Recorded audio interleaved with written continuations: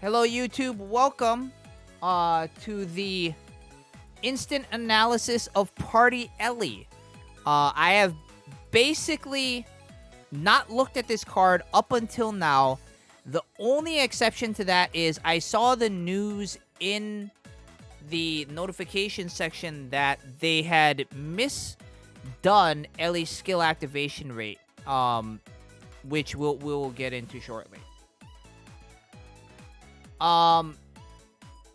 So, Party Ellie, natural attribute SK type. Okay, sure. Natural attribute SK type. At max limit break, base appeal 12,264. Base stamina 5,966. Base technique 14,916. So what does this technique equate to in crit rate? Right? So according to Kirara, allstars.kirara.ca, this 14,916 base technique rate at max limit break equates out to a 59.74% crit rate. Okay? Now, let's start right here. Tap active. 33% chance to activate. So, yes, this was initially 11%. They corrected it to 33. Restore stamina equal to 32% of her own technique. This is fantastic. Why? Because technique is her highest stat, right? Anytime a tap active has their skill match their highest stat, it's already a better than average card. Then we have this. Her passive. Increase base appeal by 5.2%. Increase base technique by 2.6% at max limit break. Affects everyone. Again, affects everyone.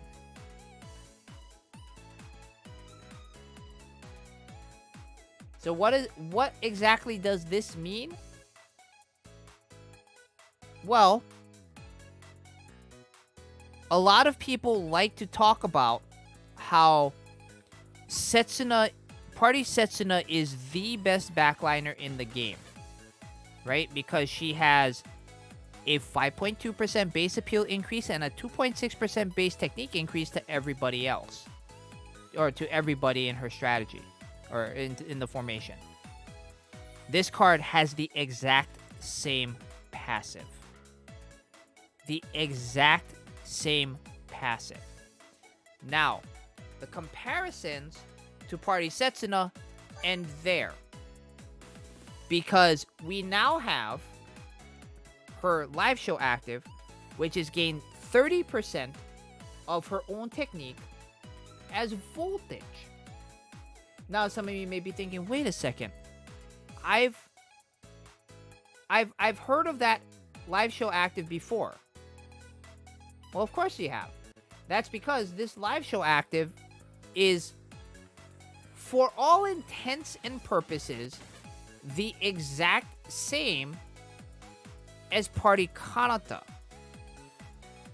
However, right, Party Kanata had her live show active, had this portion of her live show active, instead of being tied to her technique, which is her highest stat, it had it tied to the appeal. So it made the live show active just slightly worse. However, because Party Ellie's highest stat is her technique, and this live show active is attached to her technique, when comparing the two, this live show active is better than Party Kanata's.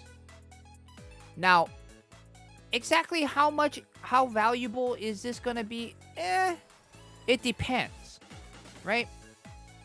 For meta players that are fixated, especially on advanced beat maps, of running, SP gauge cycle comps, right?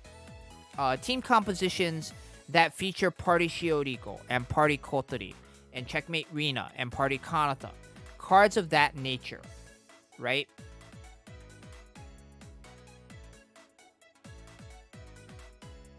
This type of thing will always activate 20 times. Now, granted, right, if you take 30%, and let's just use, right, let's just use Ellie's base technique value here, 14,916. 30% of that is 4,475. Okay, 4,475. We get that voltage amount 20 times, and we end up with 89,496. Now, that number is actually a lot lower than what you'll probably get, right? Because you also have to factor in bond board bonuses, bond level bonuses, other passive ability bonuses, right? If you're running an SP cycle strat and you're running, this Ellie as a backliner alongside Party Setsuna, First Fest Kanata, First Fest Emma, Cheerleader Kanon, stuff like that, right? You're going to get additional technique buffs. And whether it be technique plus all or technique plus third years like Ellie's First Fest card has, right? There are ways that you can increase technique. Now, granted, they're not as plentiful as appeal buffing passives, but there are ways to increase technique, and if you're able to do so, right, allows this to maybe get you like 100k extra voltage every play if you're a voltage whale and if you're using an SP cycling strategy. For most other players, if you're a free-to-play player, if you're a budget player, right, is this card good? Yes. This card is very good, right? It's basically a carbon copy, backline-wise, of Setsuna, right? They have the same exact passives, right? Whereas Setsuna is more of a scoring type SK card, Ellie is a stamina healer. And so a card like this is great for Love You My Friends challenge. Great for Love You My Friends challenge, right? Gives you a lot of burst heal and stuff like that. Is an SK type, and this can work for certain songs.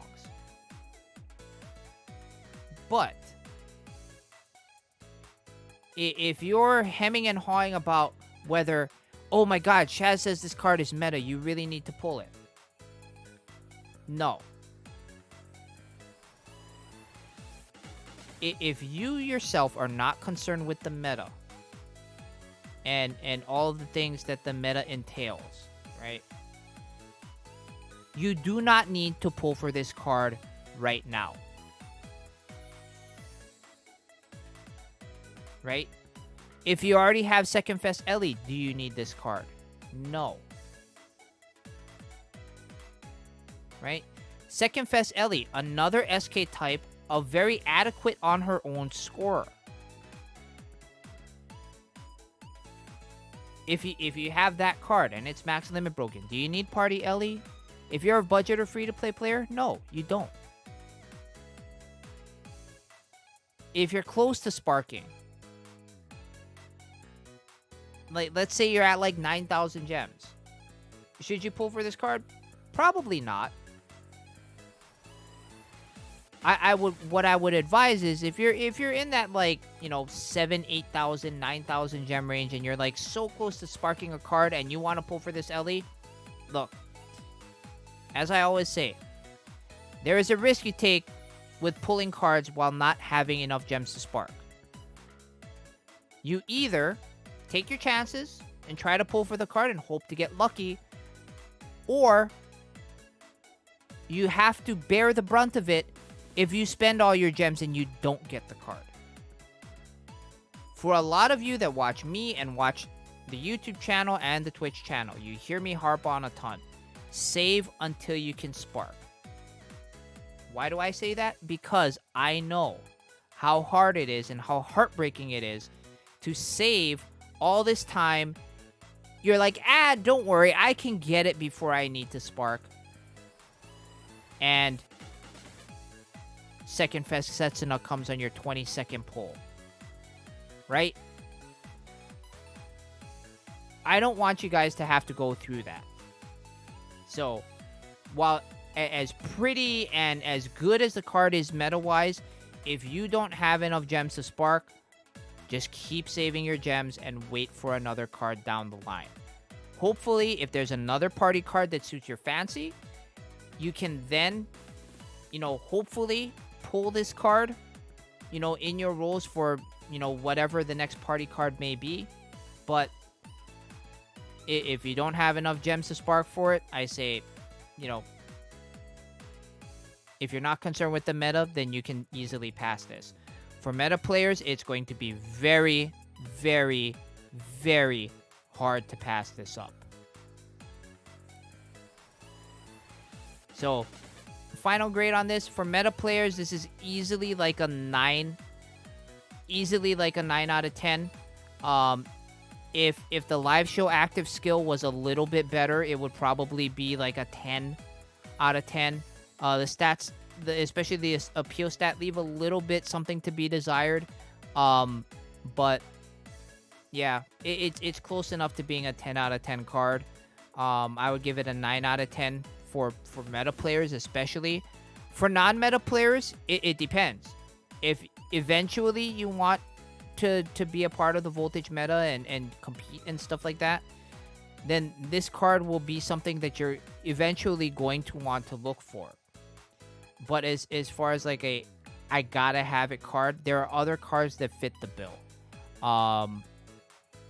So I would say, and I honestly would say, like, if you're looking for, some sort of sustain card, and you use a lot of single strategy formation, Second Fest LA is probably better.